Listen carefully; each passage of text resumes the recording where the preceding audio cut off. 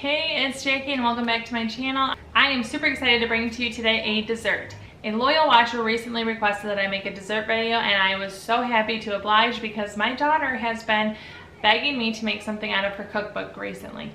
So both of my girls, they're 9 and 7, really like to be active in the kitchen with me, and I won't lie when I say that the early years of them cooking with me were very stressful because they wanted to do it all by themselves. They didn't really want to listen to directions and they wanted to just do it.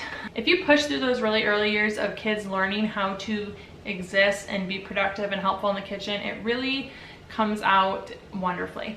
And this is going to be an exhibit of that because my daughter made the most delicious apple dumplings with very little help from me. So I'm going to share with you tips on how I still am present in the kitchen when my daughter is baking, and just some tips that I've had along the way. And we're going to share with you how we made apple dumplings from the Disney Princess cookbook. I will link the cookbook below.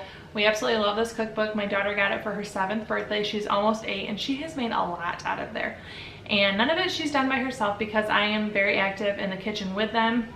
And I feel like that is totally necessary for them to be successful. But they both of my girls, only one's in this video, but both of them are able to independently make things in the kitchen now, and that's really cool. So it's definitely something that I'm enjoying, seeing the fruits of the labor of teaching them how to cook and to make things in the kitchen, but it is not the easiest thing.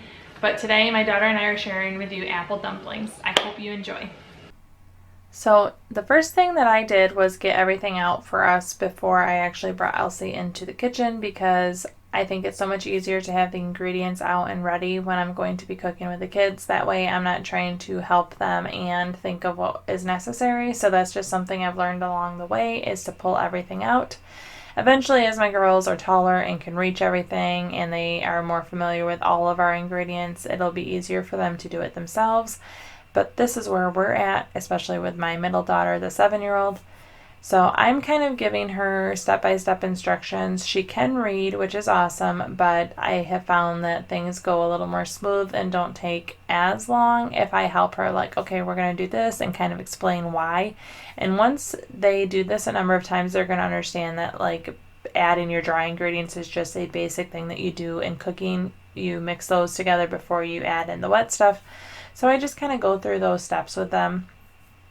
We found this recipe and she was super excited to make it, and my initial thought was I don't want to make a homemade crust with her because crust can be kind of finicky, and to have her do it for the first time, I just didn't know if I was actually up for it. But she was very adamant that apple dumplings was what she wanted to make, and it was perfect because we had 2 apples left that we needed to use anyways.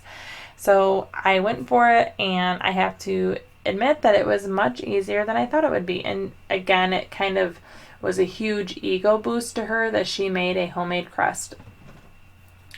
So I'm helping her understand, if you need a full teaspoon and I gave you a half teaspoon measuring, how many do you need? We kind of play those math games as we're baking, and it really helps not only her, but my older daughter, when we cook, understand fractions and the purpose of them and how to apply them in real life. And then when they're learning in school, it's easier for them to think, oh yeah, I've already used this when I'm baking and cooking.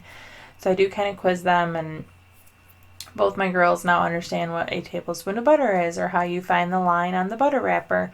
And it's just little things like that that they pick up every single time that they cook or bake with you, and they keep adding to their knowledge base. And every single recipe that you do, maybe they don't learn the same thing, but it'll come to them easier, or they will have a greater understanding every single time that they do it. So this was one of Elsie's favorite parts, was pinching the butter into the dry ingredients. She thought that was a lot of fun. And then I'm measuring and adding in the milk for her, and then she's mixing it with a fork. She did have to go wash her hands because she did not like having the flour all over.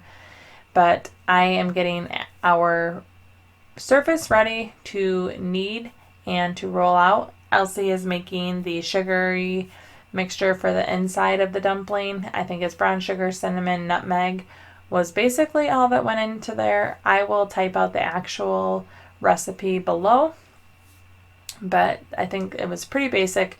That's going to be added on top of butter and on top of apple. I went ahead and was kneading the dough just because Elsie has never kneaded before, and I was trying to teach her how to do it. So you don't hear me right now, but I'm kind of telling her about just the process of kneading, kind of gathering it and pushing it down and then gathering it back in again, and was kind of talking about how it helped it all come together. But she was very adamant that she was going to be the only one to roll, and she really did roll the entire thing herself. I was super proud, and I was trying to give her some direction as far as, okay, you can see it's a little long in this area, let's try to push it out.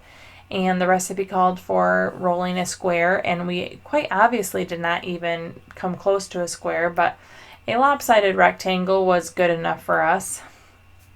And she was super excited that she got it quite thin, pretty even, and it worked really well, and she was the one that did it all by herself. So we use a pizza cutter every single time I make homemade noodles or dough or pie crust or whatever. We use a pizza roller, and it works very well. So we are trying to get even pieces. It's a half apple per dumpling, and we are just placing them, and then I am cutting the butter and she's placing it on top of apples. This is going to kind of tie together the sugar mixture and the apples. It makes a very nice ooey gooey center. It was very delicious, and if butter and sugar doesn't sound good to you together, I don't think we can be friends.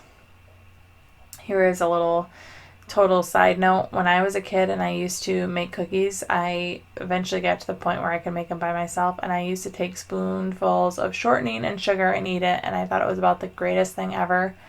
And then thinking back to that now, it sounds disgusting to do that, but I'm sure it still probably tastes good. I would think so. But we are wetting the edges of the dough with water. Elsie thought this was a very goofy part. She was very interested to know that it helps it be sticky to hold together the dumpling shape, but it was she thought I was joking with her at first when I brought the water out to rub on the crust, but it really helps. So I gave her an example. I showed her how to do one dumpling, and she went ahead and did the rest. I think this is another one of her favorite parts, was making it actually look like the dumpling and pulling the sides together and see it actually come together and actually work. She was like, "Oh wow, this looks good, Mom." She was just so excited. I really enjoyed making these with her. And so we got the dumplings together, and the final step was making the syrup for the top. So this was, again, very simple. It was basic hot water, brown sugar, and butter. We were supposed to melt the butter. I totally forgot until after we added the cold butter into the boiling hot water, but it all worked out, and we did not ruin the dumplings by not melting the butter ahead of time. So I helped Elsie get the hot water, the butter, and the brown sugar all set, and while she was mixing it, I took the opportunity to kind of clean up. I tried to take care of all the ingredients and let her mix it. One thing that I like to do when I'm cooking and baking is anytime I have ingredients that need to sit, or I'm waiting for something to preheat, or I'm waiting for the next step, I always try to take care of my stuff so that I don't end up with a kitchen full of dishes and ingredients to take care of. And even though it looks like a total mess, I do try to stay up on top of the mess as best as possible. Elsie loved pouring the sugar on top of the dumplings, and even though it looked like they were going to turn into just a big soggy mess, it really caramelized well, and it soaked in that flavor, and then the top of the crust came out very crispy. The time it took my oven was a little longer than what the recipe called for, but I wanted to get a nice golden crust, and it was perfect. So I took a little cake server to cut around the edges, and then a spatula to pull them out. Elsie was afraid to do this part, I think because of how hot the dish was and the bubbling syrup. So she wanted me to get them out, hoping that they wouldn't fall apart as much.